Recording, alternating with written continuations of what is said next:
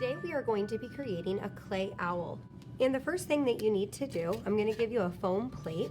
Down at the bottom of it, I need you to write your name with a Sharpie, nice and neat, and then give it a finger space, and I want you to put your class on that plate as well. Snap your cap and give it a nap. You will have several things at your table: a piece of wax paper to work on, a bowl of water with a brush, some clay tools, and then also your hunk of clay. When you first get this, what you'll have to do is take it and start to pinch it into a ball.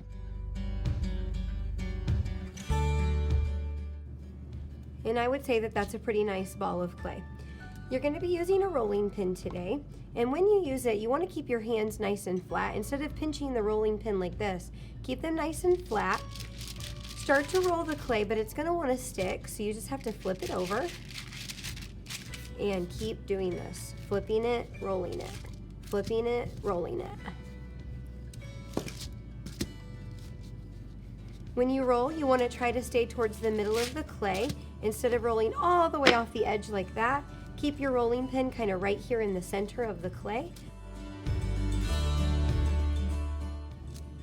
And continue doing that until it gets about that thick.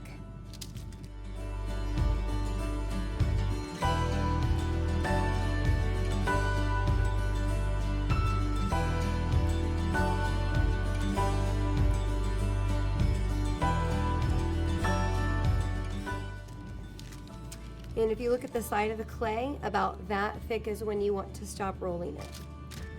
I would say it's about the size of my hand, and my hand's a little larger than yours, so it'll be a little bit bigger than what your hand is.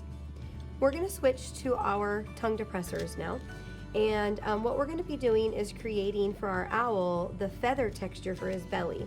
So starting down here at the bottom, I want you to take your popsicle stick, and you're just kind of making a C shape down here for the belly. You're going to continue making rows just like this to create a feather texture for the owl's belly.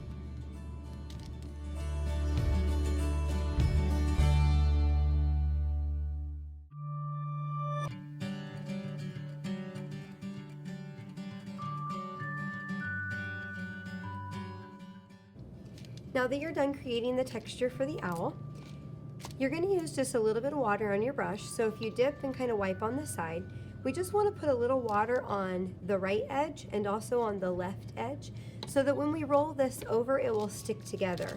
What we're going to do is roll this side, and you're bringing it almost to the center. So you're going to roll it, stick it just a little bit. That water will help it to stay. You're going to do the same thing over here. Roll it about midway. And now what we've created are the two wings for the owl. You're going to take a little bit more water right at the top and also roll it over, stick it down, and then you're going to kind of pinch two owl ears. Work with your clay. If it looks kind of crumbly and bumpy, just pinch it very gently, not too hard on the clay. Treat it very nice and gently, molding it to make two pointy owl ears.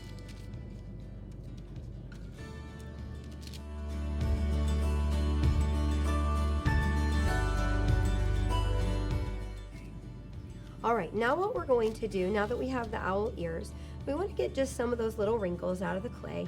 So with just a little water on your brush, I want you to brush back and forth, and you can use your fingers just a little bit too, but what you're trying to do is get rid of some of those cracks in the clay so that it looks a little bit smoother.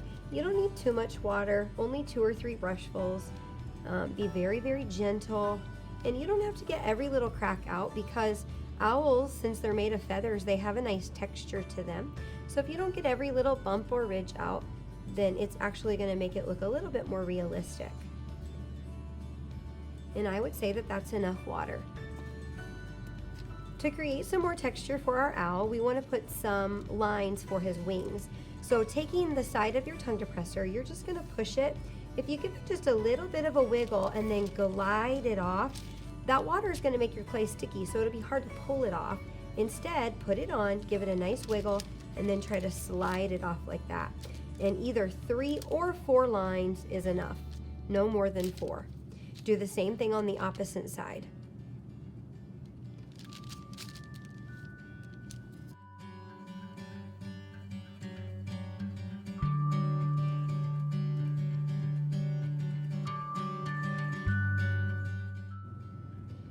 we're going to take the tongue depressor and make his beak. Right here at the very bottom of the head, kind of where his head is touching the belly, we want to take our tongue depressor and make a slanted line, make another slanted line, and then one more off the top, and what we've made is a nice triangle for his beak. We're going to take our marker today to make the eyes. If you go kind of at the corner of the triangle, put your marker in and give it a little twist. It's going to be a little sticky, so twist while you pull up, and eventually it will come out. Do the same thing to the other side. Nice twist, not too deep, just like that. And then to make the inside of the owl's eyes, we're going to be using this wooden stick today, a wooden dowel rod, and give it a little twist on the inside, and now you have some nice eyes for your owl. We want to be able to hang our owl up when we're done with it, so using that same dowel rod, don't go all the way at the edge where the head is. Come down just a little bit, but not quite where the eyes are either. Kind of where the forehead is. And I want you to take that dowel rod, and notice I'm holding my owl up a little bit to make sure the dowel rod goes all the way through. And we're going to be able to put a little hanger in here so that when our owl is dry, we can hang him up.